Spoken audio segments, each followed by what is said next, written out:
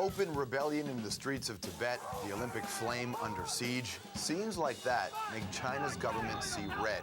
The games of the 29 Olympiad in 2008 are awarded to the city of Beijing. The Beijing Games are China's chance to shine, but a centuries-old battle is getting in the way. Tibet. Now, China says its claims on Tibet go back to the Ming Dynasty or earlier, but the most recent chapter started 60 years ago when Mao Zedong took power in Beijing.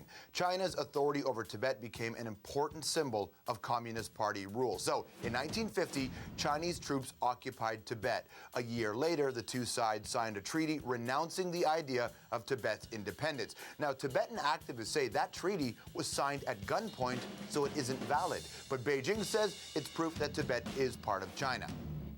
So fast forward to 1959. China crushed a Tibetan uprising, tens of thousands of people were killed, and Tibet's spiritual leader, the Dalai Lama, fled to India to lead a government in exile. Tibetan activists also accused China of trying to destroy their Buddhist faith, especially during the Cultural Revolution in the 60s. They say hundreds of monasteries were destroyed and thousands of people were either jailed or killed. Free Tibet!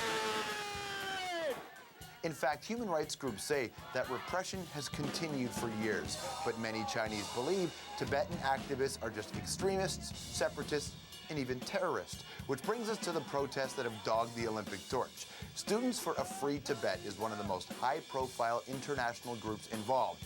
And this woman, Lhadon Tethong, is their leader. Lhadon was born and raised in Canada, but her ties to Tibet run deep. Her dad was born there, and he was high up in the Dalai Lama's inner circle. Ladies and gentlemen, Lhadon Tethong. Welcome to the show. Good to see you. How are you? We've sort of all seen this sort of play out in the media now. We see the protests, you see the Olympic torch relay having. So what the question I have for you is, the moment China gets these games, I'm sure the planning stages happen. How does one organize a protest of this scale?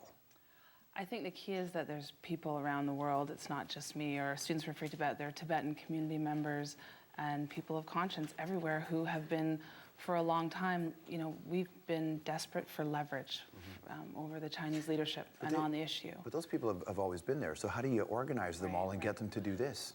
Thankfully now, email and Facebook and, we've done a lot of training. We really focus on nonviolent leadership training, skills, talking to the media, how to organize an effective protest in order to have the most impact that we can possibly have. Is this playing out the way you thought it would? I think because what Tibetans Inside did in terms of 6 weeks of uprising and protests across the country, not one small riot, as the Chinese government would like you to think, I think the Tibetans Inside gave us their voice, which drew the spotlight in a way we never could have imagined, and then that made all of our work, we had such a different platform.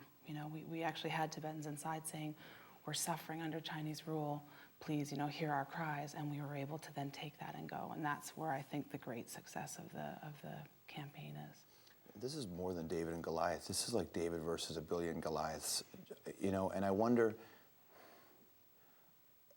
after the exercise of it, is it the kind of thing that you can measure a success? Like, what makes this a success? Because awareness is great, but there's lots of awareness in the world. Action is what you need. Right, absolutely. I think that's the key. For us right now, I think that we don't think the Olympics are going to solve all of Tibet's problems. What we see is a moment to show the Chinese leadership and future generations of Chinese leaders that the occupation of Tibet is costly, and that even though we're not a violent movement, and we're a small population and whatnot, that actually China wants the Olympics and wants to be liked by the world and wants to be accepted by the world. And what we're saying is, until the situation in Tibet changes, until Tibetans have human rights and freedom restored, until Chinese have human rights and freedom restored, then you will lose something, you will be denied something, and it's a cost benefit. It's a really strategic kind of thing for us. We hope to turn a corner right now in terms of the long history of a freedom movement, which we know it's not all solved in one Olympic Games. Yeah, I was wondering if are there plans to because this is all happening around the world and outside, and stuff happened in Tibet, but are there plans for Beijing? Like, can you do stuff in Beijing? There are a lot of people who want to go to Beijing and who want to do nonviolent, peaceful protest. And we've heard from a lot of these people. It's something where, my job as a nonviolent activist and organizer is to say, okay, if you're going to do this kind of thing, it has to be safe, it has to be, strategic, and let us give you training and skills that if you're going to do this and understand that it's dangerous and that many people will not like you for doing this, but do it in a way that's effective and nonviolent and peaceful. Realistically speaking, in the post-Tiananmen Square world, is it even possible for it to be safe? I think that, if there ever was a moment that they feel, the Chinese leadership and the authorities who are normally so brutal, feel under pressure, it's now, for sure. They know everybody's watching. And again, we know as foreign citizens going in with a passport and some kind of protection, it's different. Chinese citizens who speak out for their rights daily inside China, petitioners, farmers fighting for their land, Tibetans in Tibet, they get treated in a way that we can't even imagine. No, they can't leave. No. Now, and I recognize this is not about the Olympics as much as you said, it's turning a corner. Has there been thought given to the fact that, true, with the world spotlight, the Chinese government isn't going to be able to do as much with all the cameras there, with all the press there, but who's to say a year from now, they go and make sure this doesn't happen again. Right. In a year from now, they can act without, because you know how people are. They focus their attention on something and then they move on. Yeah, no, absolutely. I think we're all aware of that it's a moment that we have to use, I think, to make history and to send a clear message, a strong message to the Chinese leadership and future generations. But when the spotlight is gone, Tibet will likely still be under occupation. Chinese will still be suffering in ways that, again, we can't even imagine. But I think, as a person of conscience and in these moments, it's these are defining moments in history, and I think it's up to every individual to say, is this a moment where I speak out or where I'm silent? 10 years ago at RFK Stadium in Washington, D.C., I saw you on stage at a Tibetan Freedom Concert, right. And it's 10 years ago, and we're here. I suspect this is a 30, 40, is this like East Timor? You're waiting for, it'll be decades and decades before where there's a moment, right, where there's an opening? I think we never know. You never know. That's the beauty, actually, of history and world events in this way.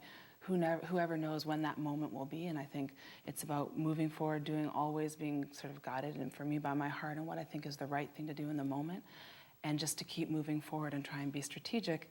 And yeah, there could be a change, a turning point next week, next year, or it could be decades. But my responsibility as a Tibetan and as someone who actually, truly cares about not just the situation in Tibet, but also in China, it's my job to do whatever I can to try and push for change. You hear the Dalai Lama speaking. Do you agree with him?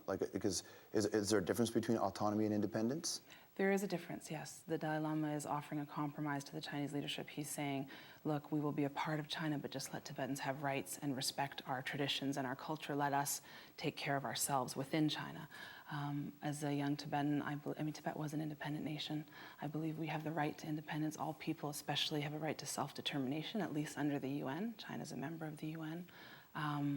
But I think the Dalai Lama has the weight of 6 million lives on his shoulders. He's looking for some way to end the situation as soon as possible, knowing after he passes, it'll be really difficult. I think, especially young people and young Tibetans, but everybody needs to do in their heart what they think is right. And I know for me, it's to make sure that the world knows Tibet was independent. You were arrested, weren't you? In Beijing In last Beijing. summer. Yeah, what? Tell me about that. I was there blogging for a week, just speaking openly about the occupation of Tibet, what China's doing in Tibet, and how they're using the Olympics as a political tool to legitimize their rule in Tibet and to whitewash their human rights record. And I was followed by many plainclothes security people. They tried to intimidate us, but they really followed us for a long time, and we did what we were trying to do. We kept sending, our posts out, and in the end, they detained us on the day, the one-year countdown to the Olympics on August 8th, interrogated us, and then deported us to Hong Kong. Were you scared? At different times, yeah. It was a bit of a roller coaster, but it was also really to be there and to speak freely and openly, and kind of knowing that the consequences could be bad, or could be likely that they just kick us out. That was exhilarating, to be in a place that in my whole life being raised in Canada, I'm always, part of me, there's always this sadness of what's happening in Tibet and this anger at the injustice. And I feel lucky that I got to go there and say, what I wanted to and what is right and what shouldn't be a threat. They told me when they deported me that I had threatened the stability of China. And I think when a nation that powerful and that strong is threatened by a woman with a blog, speaking just her mind, then something's really wrong there. Or a lot of people are reading your blog. It's one or the other one. Yeah, you know how people are. People are, life's a gray area, but people draw lines in the sand. And I suspect, is there a distinction to be made between the Chinese government and the country of China? Absolutely, absolutely there is, and this is our thing. I mean, for us, we keep getting called in the media, you know, the anti-China, the anti-China, the anti-China people. And I think, I don't know, the people I work with and the folks that the young people that we organize with, there's no group that's more concerned over what's happening in China today to Chinese, not the elite, not the powerful, but the people losing their land. I mean, we've got situations where, you know, tens of thousands, hundreds of thousands of people are being pushed off their land by corrupt local officials, and there's no recourse. What are you and there's no legal system. Where are you and your group going to be when the opening ceremonies take place? We will be all over the place, all over the world, in different strategic places, organizing. Not just, one important thing is that when the games are going on inside, people outside need to do something, hold vigils, be everywhere. So we'll be everywhere in Toronto, in New York, in London, and Paris, organizing these vigils. Do you have optimism? Because, you know, Stephen Harper in this country has actually been very outspoken about his position in favor of Tibet. And lots of people have talked about China's human rights record, but we all know even the mayor of Toronto was in China on a trade mission recently when all this is going on. So in your heart of hearts, you know, at least if history has taught us anything, our government, American government, no one's going to do anything because you can't. Right. So China is just going to just weather the storm, and then when everybody moves on, it won't matter because who's going to challenge them?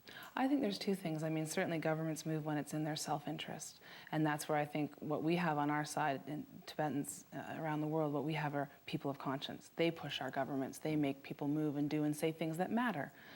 When a people's living in the situation, Tibetans are under lockdown, military occupation, threats all the time to lives and well-being, and there's so much suffering. Gestures matter on the level of politics, symbolic moves, but certainly no government is going to go in and liberate Tibet. We know that. We're not crazy that way to think that that's going to happen. I think what we see, though, is that when change comes to China, and it is certainly going to come, all empires rise and fall, and certainly corrupt ones do. And that's what the Chinese leadership is right now, one-party state and corrupt. Please come back and talk more. Yeah, it's thank great you. to see you. Lhadon Tethong, everybody. When we come back, we'll get you all caught up on H-Town. It'll be Hollywood. Okay.